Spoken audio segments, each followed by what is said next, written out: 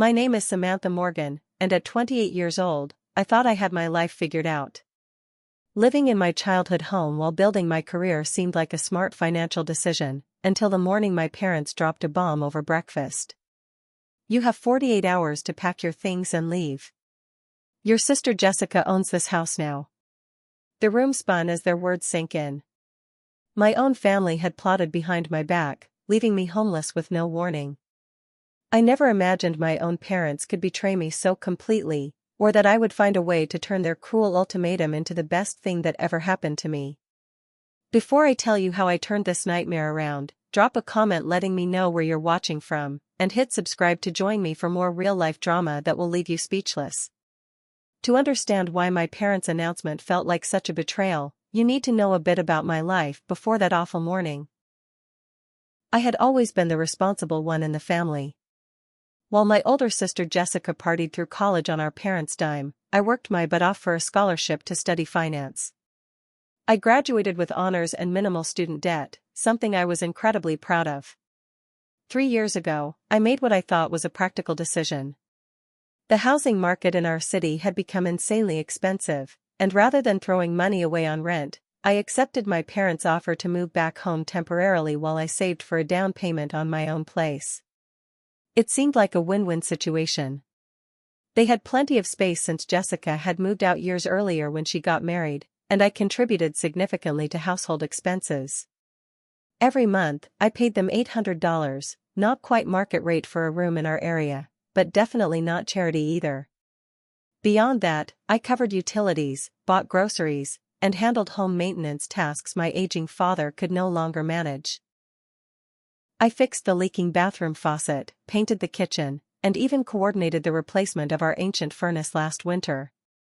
I wasn't just a tenant, I was actively investing in maintaining the family home. My career at Robertson Financial had been steadily advancing. I'd been promoted twice in 3 years, most recently to senior financial analyst. My bosses valued my analytical skills and attention to detail. I was on track for another promotion within the year, which would come with a significant salary bump, the final piece I needed to afford my own place in our expensive housing market. Our family dynamics had always been complicated. My parents came from traditional backgrounds where a woman's success was measured by marriage and children rather than career achievements. Jessica followed their preferred path perfectly. She married her college sweetheart Ryan at 23, had 2 kids by 27, and was the picture-perfect suburban mom my parents had always wanted their daughters to be. I, on the other hand, was focused on building financial independence before considering marriage. My parents never said it directly, but their subtle comments made it clear they viewed my choices as somehow less valid than Jessica's. When I got my first promotion, my father's response was, "That's nice, but when are you going to meet someone?" When Jessica's husband got a minor promotion the same month, my parents threw them a celebration dinner. The favoritism wasn't new. Growing up, Jessica always got the new clothes while I got hand-me-downs. She received a car for her 16th birthday, I was told to save up for my own. I didn't resent these differences much as a child. Jessica was 4 years older, and it seemed natural she would get things first. It was only in adulthood that I began to recognize the pattern wasn't just about age. In the months leading up to that fateful morning, tensions had been building in subtle ways. My mother made increasingly frequent comments about how I was still single at 28, as though I had some incurable disease. My father questioned my career choices, suggesting I should look for something less demanding that would leave room for a family someday. Jessica had become particularly annoying about my living situation. During family dinners, she would make comments like, "Don't you think it's time Samantha found her own place? Or Ryan and I could really use more space for the kids when we visit." I brushed these off as typical sister annoyance, never imagining there was an actual plan forming behind my back. 2 weeks before the announcement, we'd had a family dinner that felt unusually tense. Jessica spent most of the evening showing our parents photos of renovations she wanted to make to her house, complaining about how the kids were outgrowing their bedrooms. My parents exchanged glances several times, but I thought nothing of it. I even shared my good news: I was on track to have enough saved for a down payment within the year. My mother simply nodded and changed the subject back to Jessica's children. The morning everything changed began like any other Tuesday. I woke up at 6 a.m., went for my usual run, showered, and headed downstairs for breakfast before work. My parents were both sitting at the kitchen table, which was unusual. My father typically left for his hardware store by 7 a.m. "Samantha, sit down. We need to talk to you," my mother said, her voice unnaturally formal. I poured my coffee and sat, noticing the strange tension in the air. "Your sister's family needs more space," my father began without preamble. "We've decided to give her this house. The paperwork was finalized yesterday." I laughed, thinking it was some bizarre joke. "Very funny, Dad." "This isn't a joke," my mother said flatly. "Jessica, Ryan, and the kids will be moving in this weekend. You have 48 hours to pack your things and find somewhere else to live." The casual cruelty of their delivery left me speechless.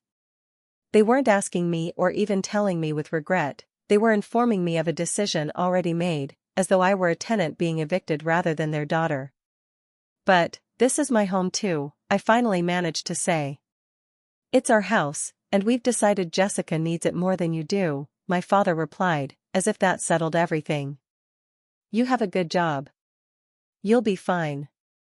I sat there, coffee growing cold, as the reality of their betrayal began to sink in.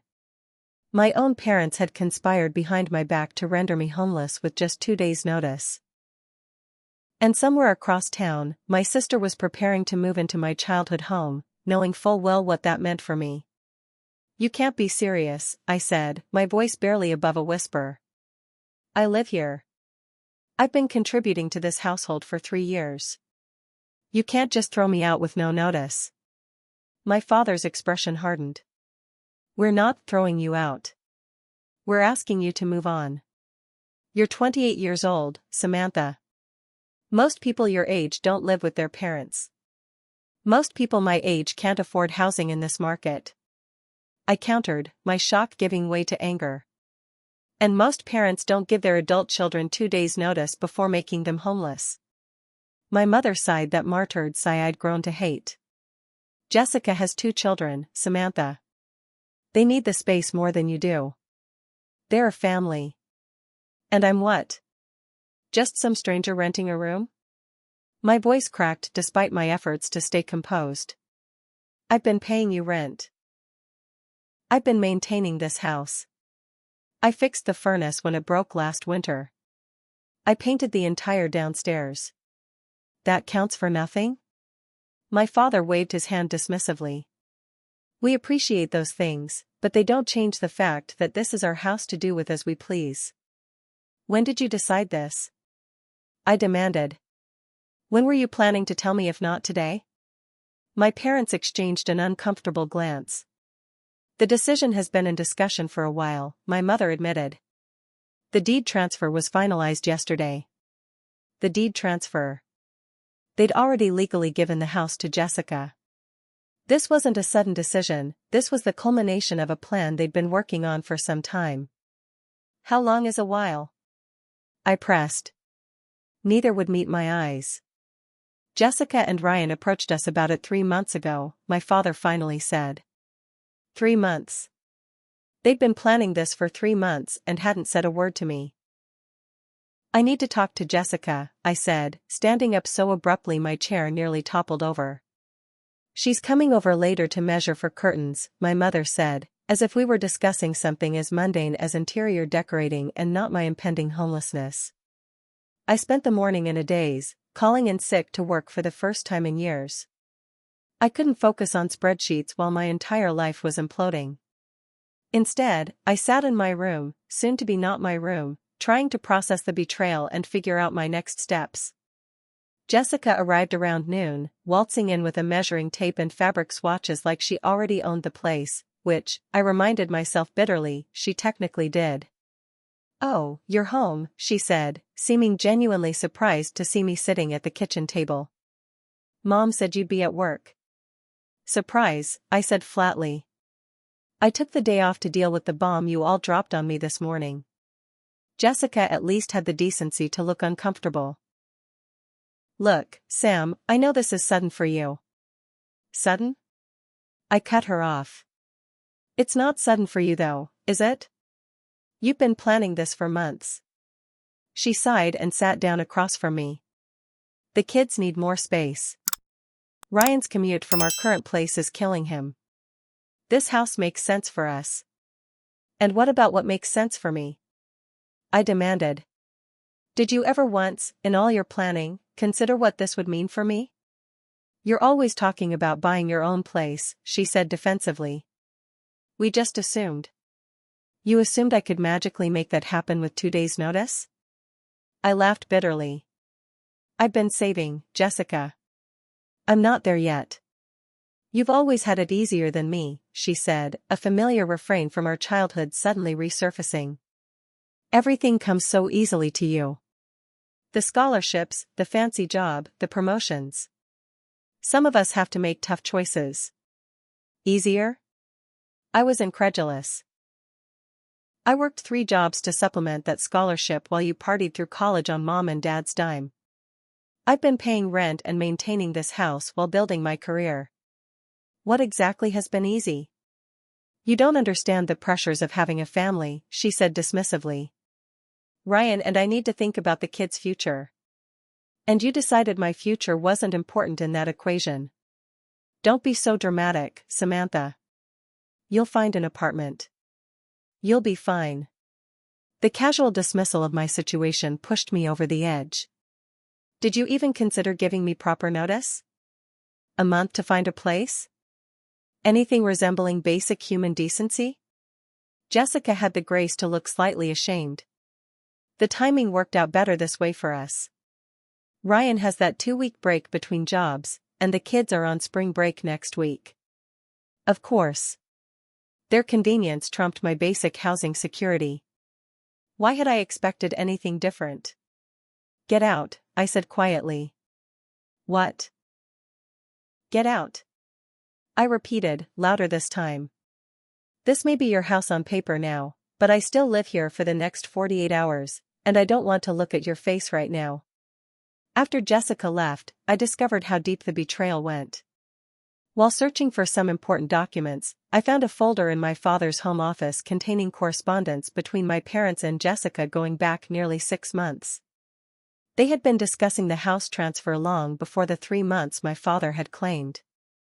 There were also records of financial gifts to Jessica and Ryan, substantial ones, that my parents had never mentioned. A $30,000 loan, with no repayment terms, for their current house down payment. $15,000 for baby expenses when their second child was born. All while telling me they couldn't help with my student loans because we need to be fair to both our daughters. That evening, my parents invited Jessica, Ryan, and their kids over for dinner. Apparently to celebrate their new home. I hadn't been told about this dinner, of course, but came downstairs to find them all seated around the table. Aunt Sammy, my 5-year-old niece Lily exclaimed. Mommy says we're going to live in your room. An uncomfortable silence fell over the table. That's right, sweetie, I said, forcing a smile for my niece's sake. Aunt Sammy is moving out. Where are you going? She asked innocently. Before I could answer, Ryan chimed in with what he clearly thought was humor. Aunt Sammy is finally growing up and getting her own place. Isn't that exciting? I stared at him, not bothering to hide my contempt. Yes, nothing says growing up quite like being forced out of your home with 2 days' notice. Another uncomfortable silence. Samantha, my mother said in her warning tone, not in front of the children. Fine, I said. Then let's talk about it after dinner, as a family. Because this situation is completely unacceptable. My father's face hardened. There's nothing to discuss. The decision is made. Then I guess I'm not welcome at this celebration dinner, I said, turning to leave. Samantha, my father called after me, his voice stern. You need to accept this situation. If you can't be civil about it, perhaps it's better if you do move out sooner rather than later. I turned back slowly. Are you threatening to kick me out even earlier than your original ultimatum? We're asking you to be reasonable, my mother interjected. Reasonable? I laughed incredulously. Like you've all been so reasonable with me? No thanks. I'll be out by your deadline. And then you can all congratulate yourselves on how well you've treated me. I walked out and went back to my half-packed room, the reality of my situation crushing down on me. I was about to be homeless, betrayed by the people who were supposed to love me most in the world, and they expected me to be reasonable about it. That night, sleep was impossible. I lay awake staring at the ceiling of my childhood bedroom, surrounded by half-filled boxes and piles of belongings I had no idea where to take. Every time I closed my eyes, I saw my parents' indifferent expressions as they delivered their ultimatum. I heard Jessica's voice, "You've always had it easier than me." By 3 a.m., I was sitting on the floor surrounded by photo albums, looking at pictures of happier times, family vacations, birthday parties, graduations, wondering if I'd imagined the love those images seemed to show. Had I always been the outsider in my own family? Had they always viewed me as disposable? Morning came after a restless night, and with it, the crushing anxiety of my situation. I had exactly 36 hours left to find somewhere to live and move all my belongings. The impossibility of the task triggered my first full-blown anxiety attack in years. Sitting on my bedroom floor, I couldn't catch my breath as panic overtook me. The room spun, my heart raced, and tears streamed down my face as I gasped for air. When I finally calmed down enough to function, I called my boss and requested another sick day, something I'd never done 2 days in a row. "Everything okay, Samantha?" Mark asked, genuine concern in his voice. "This isn't like you." "Family emergency," I managed to say. "I need to find a new place to live immediately." "What happened?" "My parents gave me 48 hours to move out. They're giving the house to my sister." The silence on the other end spoke volumes. "Take the rest of the week if you need it," Mark finally said. "Just keep me updated." His simple kindness nearly broke me again. Why could my boss show more concern than my own family? With the day stretching before me, I began the desperate search for temporary housing. I called every friend I could think of, but the options were limited. My best friend Alicia had a studio apartment barely big enough for herself. My college roommate Emma was in the middle of her own move. My colleague Derek offered his couch for a few days, maybe a week tops, but had family coming to stay after that. The search for rentals was equally disheartening. In our high-cost area, anything available immediately came with an exorbitant price tag that would decimate my savings, the very savings I'd been carefully building for my own home. Extended stay hotels would cost even more. Every option seemed to lead to the same conclusion: I would have to drain the account I'd worked so hard to build, setting me back years on my goal of homeownership. While searching through a box of important papers, I found something that stopped me cold: my grandfather's will. He had passed away when I was in college, leaving the family home to my parents. I'd never read the document in detail before, but something compelled me to look at it now. There it was, in black and white. "I leave my primary residence at 1432 Maple Street to my son James Morgan and his wife Patricia Morgan, with the understanding that this home will benefit both of their children, Jessica and Samantha, equally in the future." My grandfather had explicitly intended for the house to benefit both of us. And my parents had completely disregarded his wishes. In the same box, I found more evidence of the family's financial dynamics I'd long suspected but never confirmed. Bank statements showing large deposits into Jessica's college fund while mine remained minimal. Records of my parents paying off Jessica's credit card debt multiple times. A letter from my mother to Jessica promising to help with a down payment when the time comes, dated just months after telling me they couldn't help with my education because "we need to teach you financial responsibility."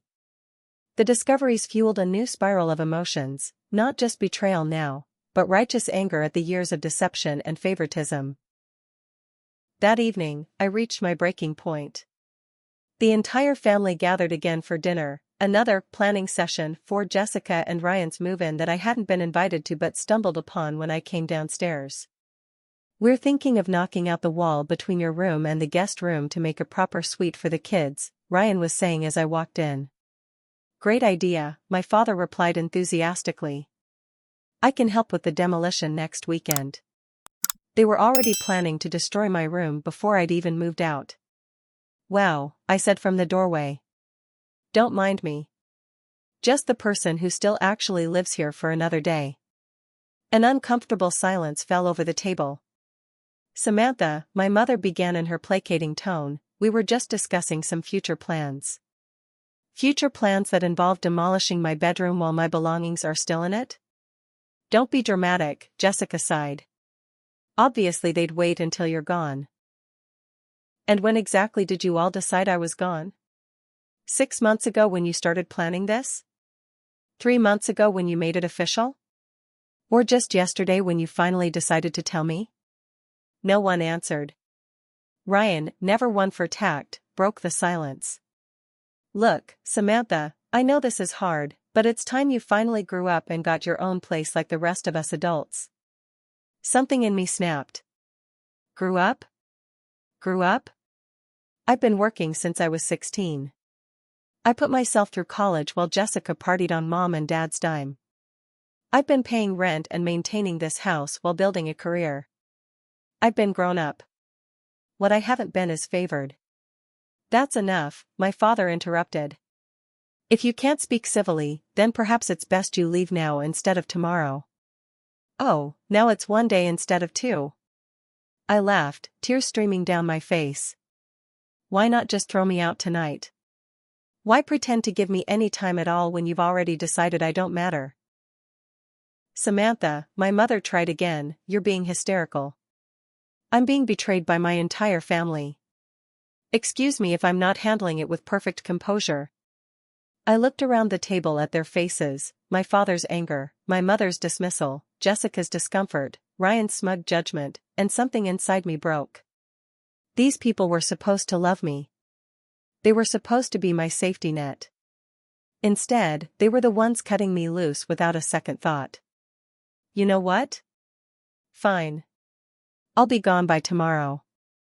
And then you can all congratulate yourselves on how well you've handled this. On how you've helped the favored daughter once again while throwing the other one away.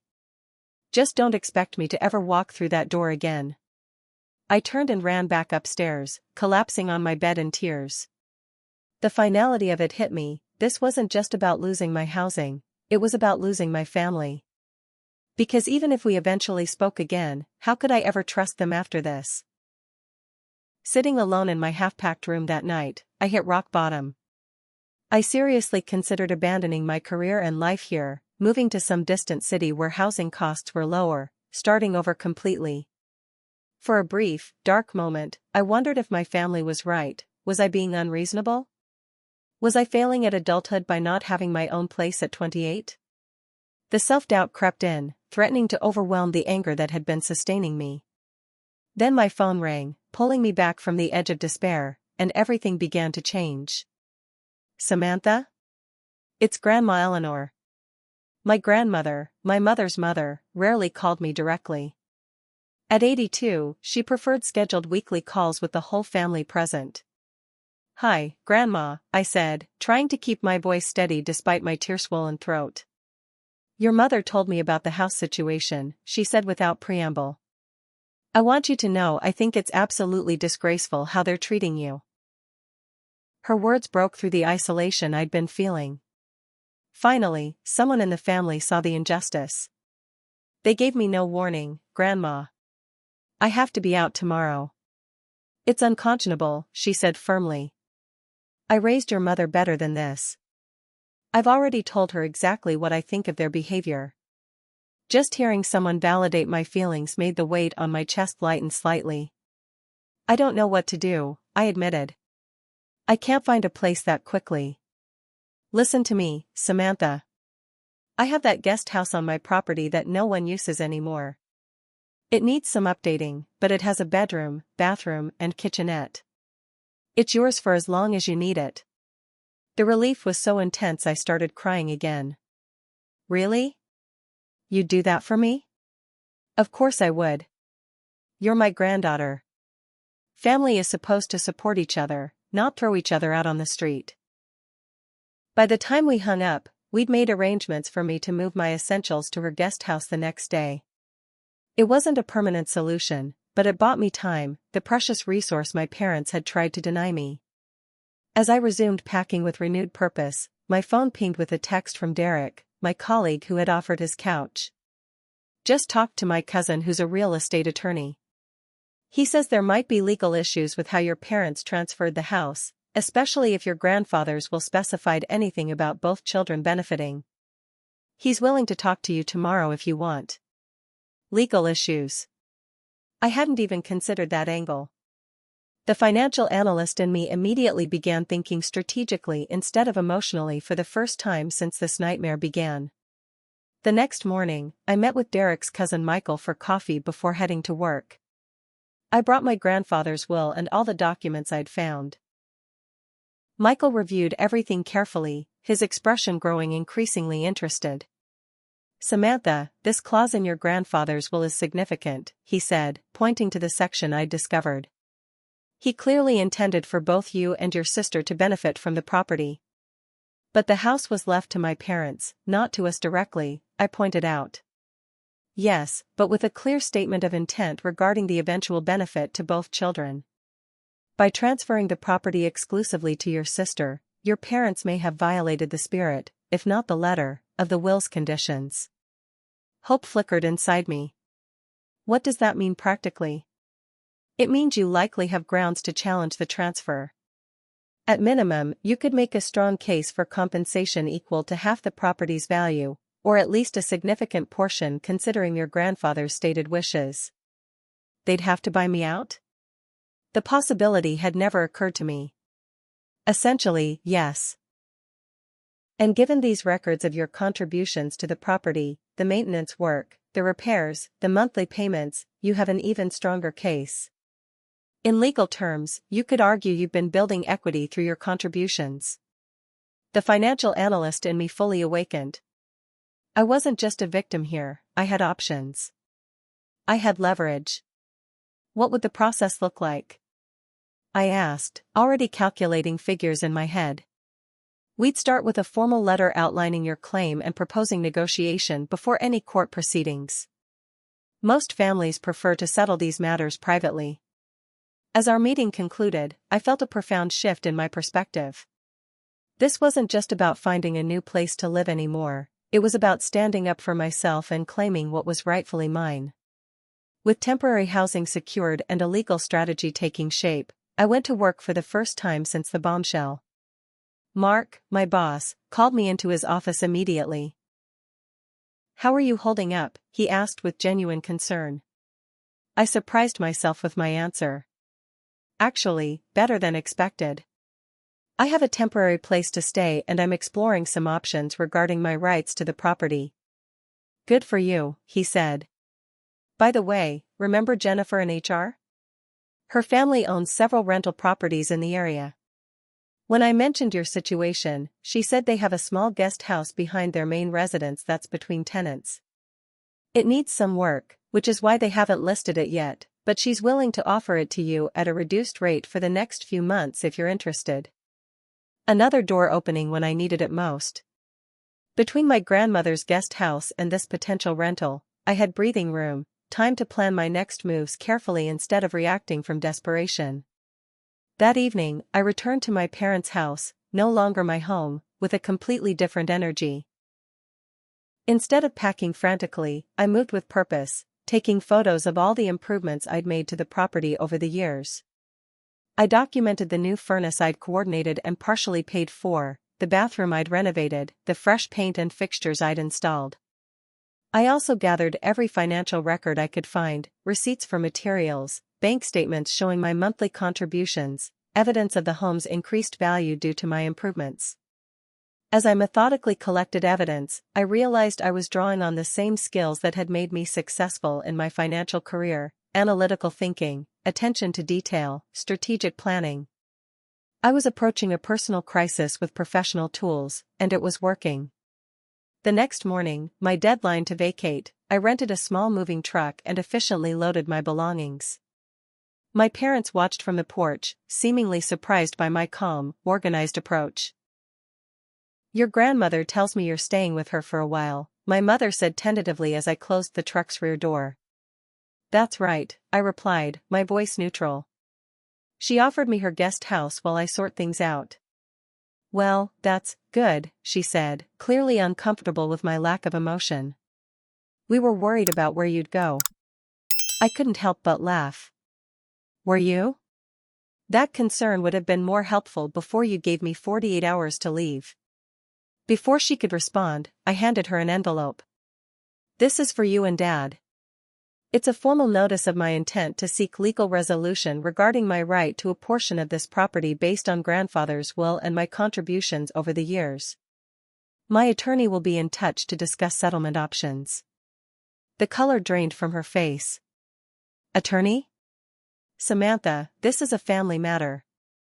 It stopped being just a family matter when you made it a legal one by transferring the deed without considering my rights. My voice remained steady, professional. I'm simply protecting my interests, the way you protected Jessica's.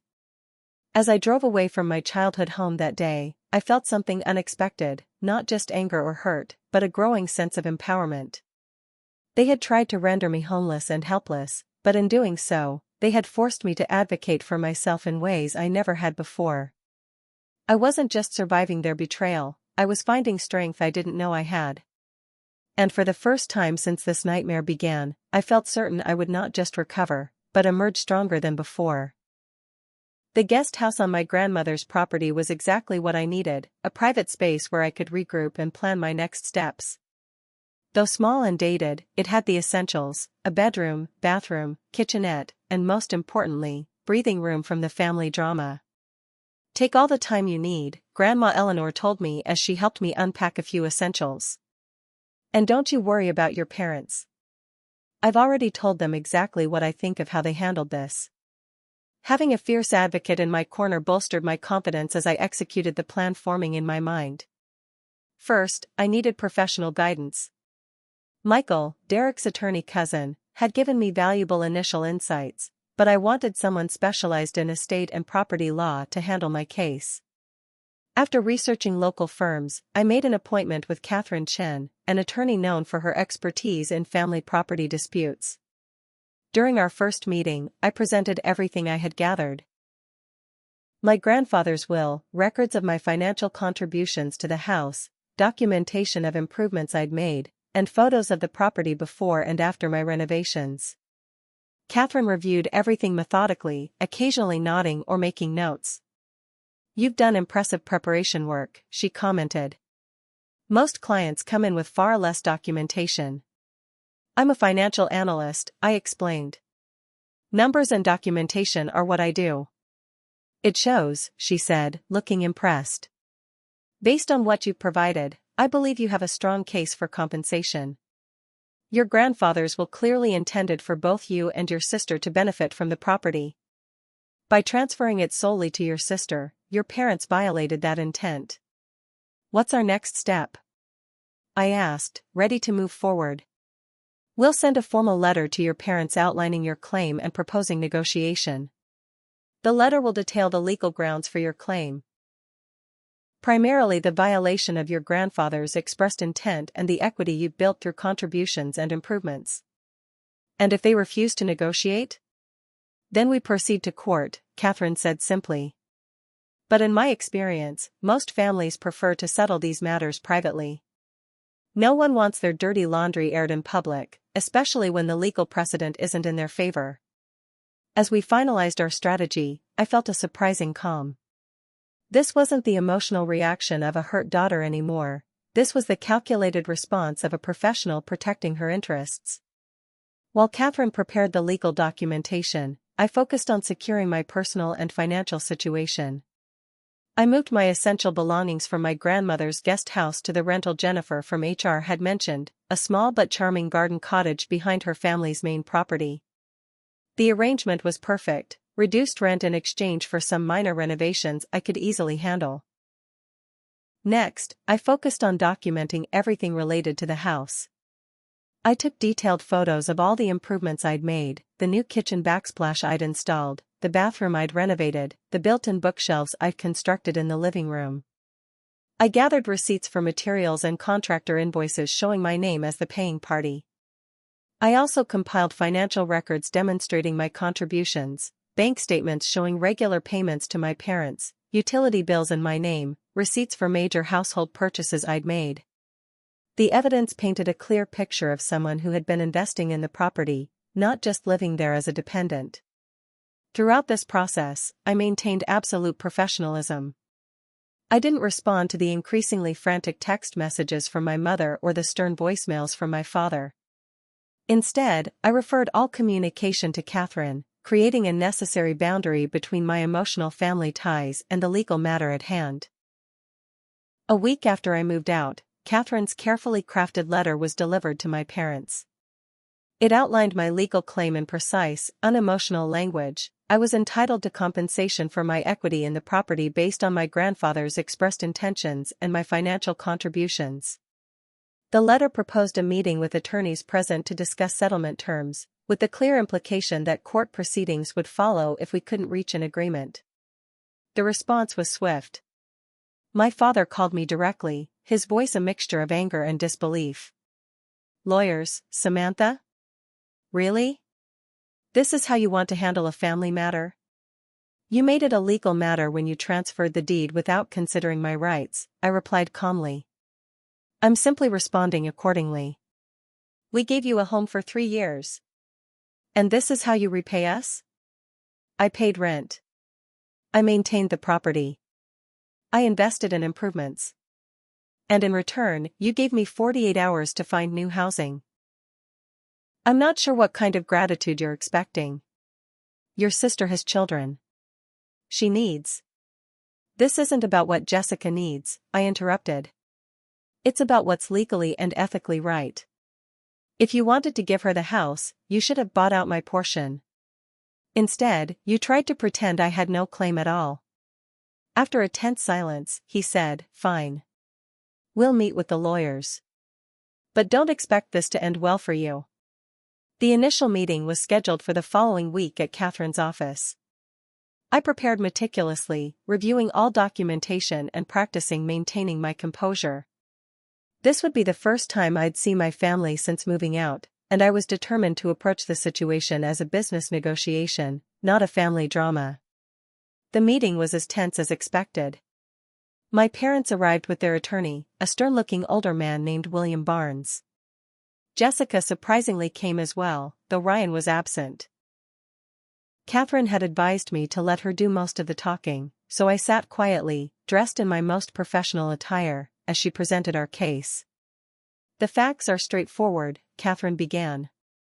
"Samantha's grandfather explicitly stated in his will that the property should benefit both daughters equally. Additionally, Samantha has contributed significantly to the property's maintenance and improvement, building substantial equity in the process."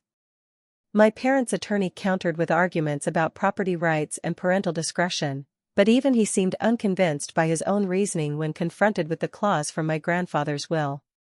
What surprised me most was Jessica's reaction as the meeting progressed.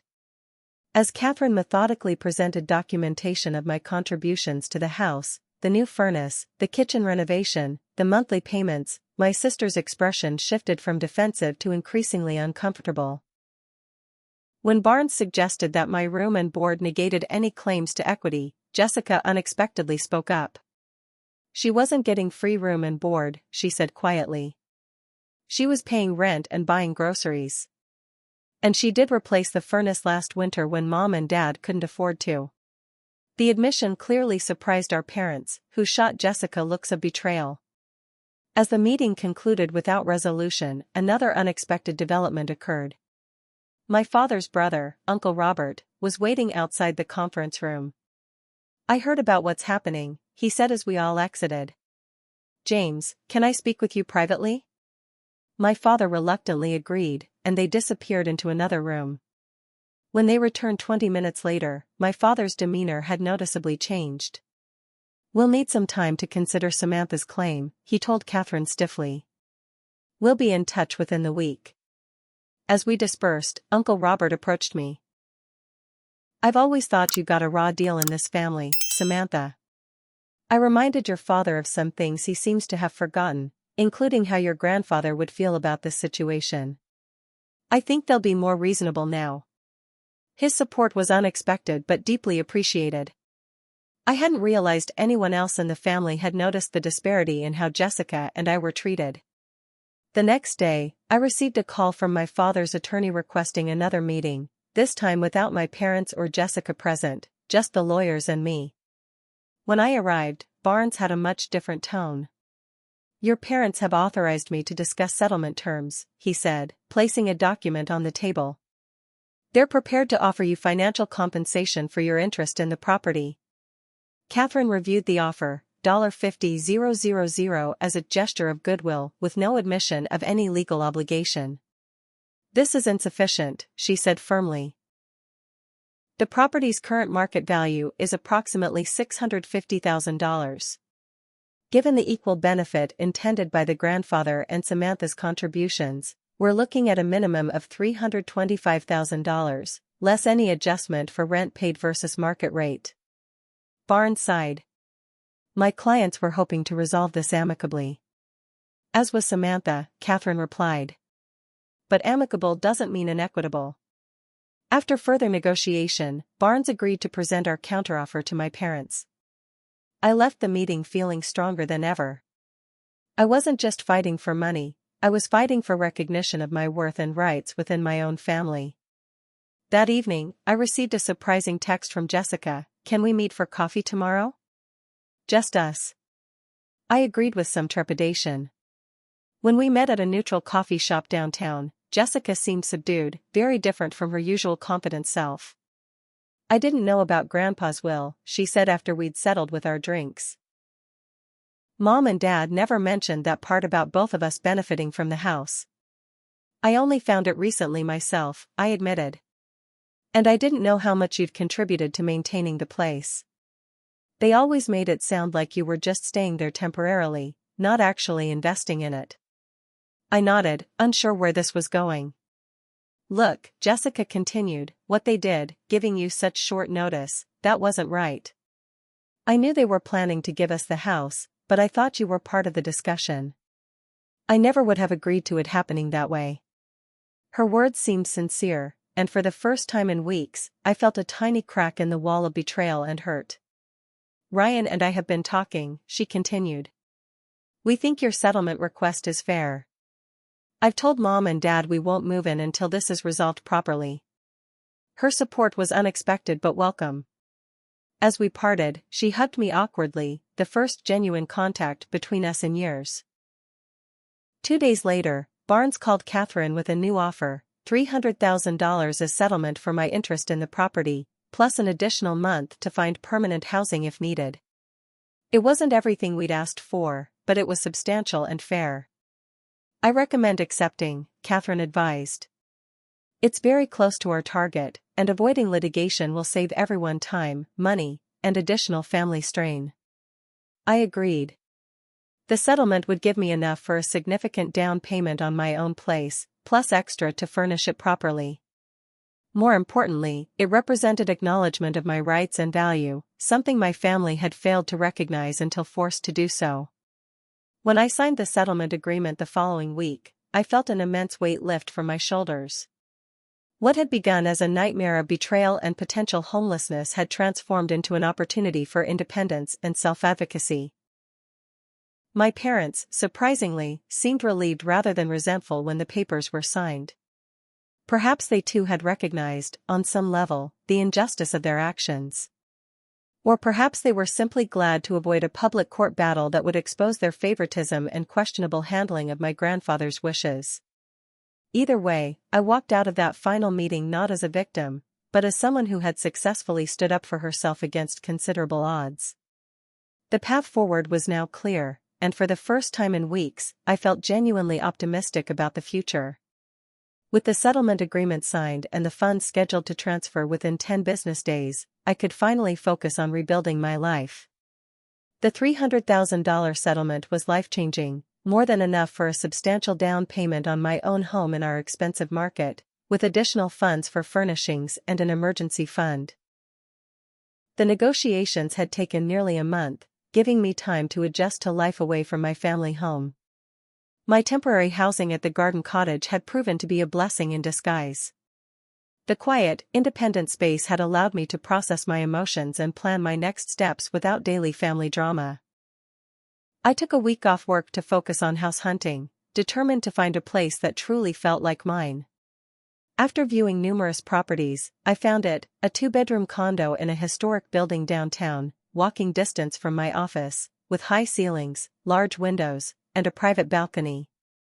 At $450,000, it was within my newly expanded budget, and the mortgage payments would actually be less than what I'd been contributing at my parents' house. "It's perfect," I told my realtor as we stood in the sun-filled living room. "This is the one." With my strong credit score and the substantial down payment from the settlement, my mortgage application was approved quickly. The closing was set for 3 weeks out, almost exactly 2 months after that fateful morning when my parents had tried to render me homeless with 2 days' notice. During this transition period, family dynamics continued to evolve in unexpected ways. Uncle Robert had become a regular presence in my life, checking in weekly and offering advice on homeownership. He had always been somewhat distant when I was growing up, but now I realized it might have been because he disagreed with how my parents treated me. "Your grandfather would be proud of you," he told me over lunch one day. "He always said you had the strongest backbone in the family." Looks like he was right. Jessica and I were slowly rebuilding our relationship as well. The antagonism that had characterized our interactions for years had given way to a tentative mutual respect. She had been the one to finally convince our parents to accept the settlement offer, arguing that dragging out the conflict would only damage the family further. "Ryan and I haven't moved into the house yet," she admitted when we met for coffee. "It doesn't feel right somehow, after everything that happened." "What will you do?" I asked, genuinely curious. "We're thinking of selling it, actually. Finding a place that doesn't have all this baggage attached." She hesitated, then added, "Mom and Dad aren't happy about it, but it's our decision now." The irony wasn't lost on either of us. The house they had so desperately wanted for Jessica might not end up being hers after all. My parents remained the most distant. My father had yet to contact me directly since the settlement, communicating only through attorneys or other family members. My mother had sent a few tentative text messages, mostly superficial check-ins that avoided addressing the elephant in the room. I maintained polite but firm boundaries, not yet ready to pretend everything was normal. The betrayal had cut too deep for quick forgiveness, and I needed time to determine what kind of relationship, if any, I wanted with them moving forward. The day I closed on my condo was surreal. Sitting at the table signing document after document, I kept thinking about how differently things had turned out from what I'd expected 2 months earlier. What had begun as a crisis had transformed into an opportunity for independence I might have delayed for years otherwise. "Congratulations, Ms. Morgan," the closing agent said, handing me the keys. "The property is officially yours." I spent that first night in my new home sitting on the floor of the empty living room, takeout container beside me, looking out at the city lights. For the first time in my adult life, I was in a space that was entirely mine, no parents' rules, no sister's jealousy, no conditional welcome. The freedom was exhilarating. The next few weeks were a flurry of activity as I furnished the condo and made it truly mine. I discovered a passion for interior design I hadn't known I possessed, carefully selecting pieces that reflected my personality rather than conforming to my parents' traditional tastes. At work, the confidence I'd gained through standing up for myself translated into professional assertiveness. When a senior analyst position opened up, I applied immediately, something I might have hesitated to do before. "Your presentation was impressive," Mark told me after my interview. "There's a self-assurance in you now that wasn't there before." I got the promotion, along with a significant salary increase that further cemented my financial independence. As my new life took shape, I began the delicate process of redefining family relationships on my terms. Uncle Robert and Grandma Eleanor became regular visitors to my new home, forming a supportive family circle that didn't demand conformity or subservience. Jessica and I continued our cautious reconciliation. When she and Ryan finally decided to sell our parents' house, she asked for my help in finding a realtor, a small but significant acknowledgement of my financial expertise. "We want something that's ours from the beginning," she explained. "Not something with so much history and resentment attached." I understood completely. Sometimes a fresh start was the only way forward. The most complex reconciliation was with my parents. 3 months after I'd moved out, my mother called and asked if we could meet. "Your father and I have been doing a lot of thinking," she said when we sat down at a neutral restaurant. "The way we handled things, it wasn't right." It wasn't exactly an apology, but it was more acknowledgement than I'd expected. "No, it wasn't," I agreed simply. "We always thought we were treating you and Jessica equally, just differently based on your different needs and choices," she continued. "But looking back, I can see how our actions might have seemed unfair." "They were unfair, Mom." "Not just seemed unfair." She nodded slowly. "I think we've always found it easier to understand Jessica's choices because they matched our own. Your independence and career focus, those weren't things we had experience with." It wasn't a complete explanation or justification, but it was perhaps the most honest assessment she'd ever offered of our family dynamics. "I can't promise things will change overnight," she said as we were finishing our meal. "Your father especially, he's struggling with all of this. But we'd like to try to rebuild, if you're willing." I considered her words carefully before responding. "I'm open to rebuilding, but on new terms. I'm not that desperate to please daughter anymore. I need respect and boundaries." "That's fair," she said quietly. We agreed to start small, occasional dinners, neutral topics, no pressure for immediate closeness. It would be a long road back to trust, if we ever got there at all. But for the first time, it felt like there was at least a path forward. My father took longer to come around, but eventually, he too reached out. Our first meeting was awkward and strained, neither of us quite knowing how to interact in this new reality where I had stood up to him and won. "Your condo is nice," he offered stiffly as I showed him around. "Thank you. I'm happy with it." "You've done well for yourself," he said, and I caught a note of what might have been pride in his voice. It wasn't dramatic reconciliation, but it was something, a tentative acknowledgement that our relationship had changed fundamentally and would need to be rebuilt on new foundations if it was to continue at all. As the one-year anniversary of that fateful morning approached, I found myself in a place I never could have imagined 12 months earlier. I had a home I loved, a career that was thriving, and restructured family relationships based on mutual respect rather than obligation or tradition. The crisis that had seemed like the end of my world had instead been the catalyst for building a life that was truly mine. Chosen rather than assigned, earned rather than granted. The betrayal had forced me to advocate for myself in ways I might never have done otherwise, revealing strengths I hadn't known I possessed. One evening, as I sat on my balcony watching the sunset over the city skyline, my phone buzzed with a text from Jessica. "House sold today. Closing in 30 days. Fresh start for everyone." I smiled at the symbolism. The house that had been the center of so much family drama was passing to new owners, unconnected to our history. We were all moving forward, separately but perhaps eventually together in healthier ways. The betrayal had broken something in our family that could never be fully repaired. But from those broken pieces, each of us was building something new, something that might, in time, be stronger and more authentic than what had come before. That, I realized, was perhaps the greatest justice of all. 1 year after my parents' 48-hour eviction notice turned my life upside down, I hosted a housewarming party in my condo.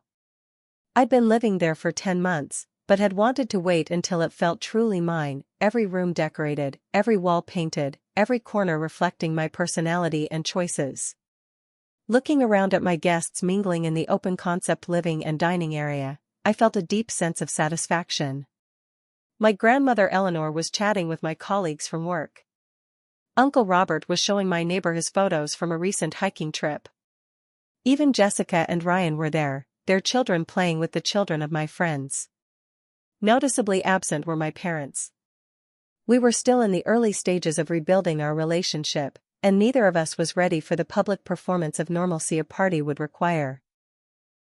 We had graduated to monthly dinners at neutral restaurants, conversations that occasionally ventured beyond surface pleasantries, but trust was still a distant goal rather than a present reality. As I served drinks and welcomed late arrivals, Derek, my colleague who had offered his couch during my housing crisis, sidled up beside me. "Remember when you thought your life was over?" he asked with a grin. "Look at you now." I laughed, but his words resonated. A year ago, I had been devastated, believing my family's betrayal had destroyed my security and future plans. Now I could see it had actually accelerated my journey to independence and self-advocacy. The promotion I'd earned 3 months after moving into my condo had continued to open new doors. I was now managing my own team at Robertson Financial, with another advancement likely in the coming year. The confidence I'd gained from standing up to my family had transformed my professional presence, making me more assertive in meetings and more willing to champion my own ideas. My personal life had blossomed as well.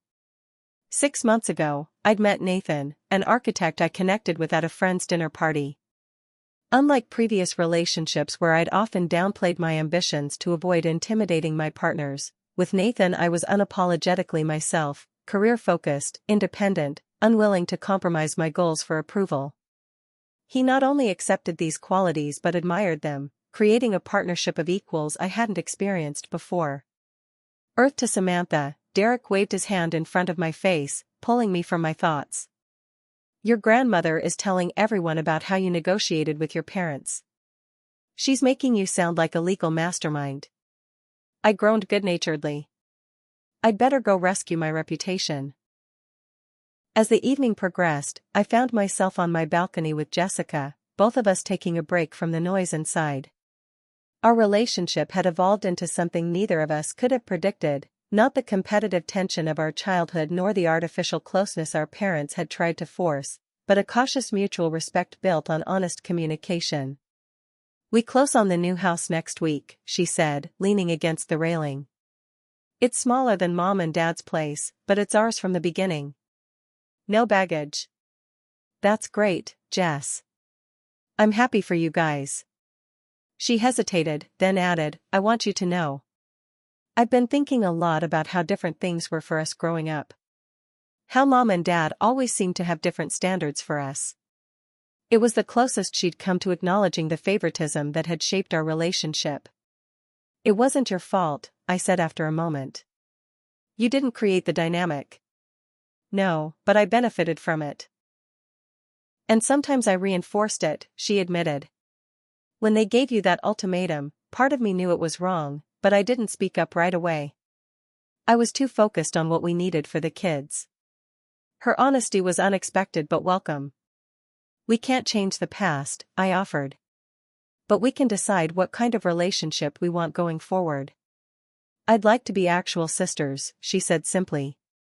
"Not competitors or strangers or whatever we've been all these years." "I'd like that too." We weren't there yet, but the foundation was being laid, a relationship built on honesty rather than the roles assigned to us in childhood. As my guests departed later that evening, Grandma Eleanor pulled me aside for a private word. "Your grandfather would be so proud of you," she said, her eyes bright with unshed tears. "Not just for standing up for yourself, but for how you've handled everything since. With dignity." Her words meant more than she could know. Throughout the entire ordeal, I had tried to maintain my integrity, to fight for what was rightfully mine without descending into the petty or vindictive. "I've been thinking about him a lot lately," I admitted. "Wondering what he intended when he left the house to Mom and Dad with that clause about both Jessica and me benefiting." "He knew your parents' tendencies," she said with the frankness of her generation. "James always favored Jessica, even when you were little. William saw it, and I think that clause was his way of trying to ensure some balance." The insight into my grandfather's thinking was both painful and validating. He had seen the pattern I grew up questioning whether I was imagining. "I wish he could see how it all turned out," I said. "I think he'd be pleased," she replied. "Not with how your parents handled things, of course. But with you finding your strength through it all." After the last guest had left and I was alone in my quiet condo, I reflected on the extraordinary journey of the past year. The crisis that had seemed like the end of my world had instead been the beginning of a new one built on my terms, according to my values. The healing process had been neither quick nor linear. There had been dark days when the betrayal felt fresh all over again, when a casual comment from a family member reopened wounds I thought had begun to close. There had been moments of doubt, wondering if maintaining family relationships was worth the emotional work involved. But gradually, I had found my way to a middle path, neither cutting off my family completely nor pretending the injury hadn't occurred. I had learned to set boundaries, to require respect, to engage on my terms rather than accepting whatever scraps of consideration were offered. This new approach extended beyond family to all my relationships. I no longer accepted friendships that were one-sided, romantic partners who diminished my ambitions, or workplace dynamics that undervalued my contributions. The crisis had taught me my own worth in ways that might have taken decades to learn otherwise. More practically, I had gained a deep appreciation for financial independence and security. I now maintained a 6-month emergency fund that would ensure I never again found myself at the mercy of others for basic needs like housing. I had become even more strategic about career advancement, recognizing that professional success provided not just material comfort but freedom of choice.